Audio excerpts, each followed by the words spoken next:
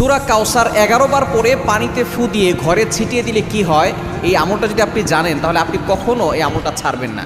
সূরা কাউসার হচ্ছে পবিত্র কোরআন কারীমের ছোট্ট একটি সূরা। 114টি সূরার ভিতরে 108 নম্বর সূরা হচ্ছে সূরাতুল কাউসার। মাত্র 3টি আয়াত রয়েছে এই সূরার ভিতরে। যদিও সূরাটি ছোট্ট, তবে এর ফজিলত অনেক বেশি।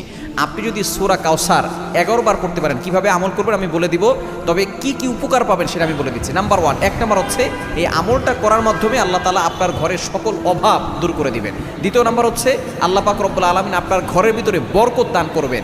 এবং 3 নাম্বার হচ্ছে দুশ্মন থেকে আল্লাহ তাআলা আপনাকে মুক্তির ব্যবস্থা করে দিবেন। এবং 4 নাম্বার হচ্ছে আপনার জানমাল নিরাপত্তার ব্যবস্থা করবেন আল্লাহ তাআলা। এবং 5 নাম্বার হচ্ছে হাউজে কাউসারের পানি আল্লাহ তাআলা আপনাকে দান করবেন।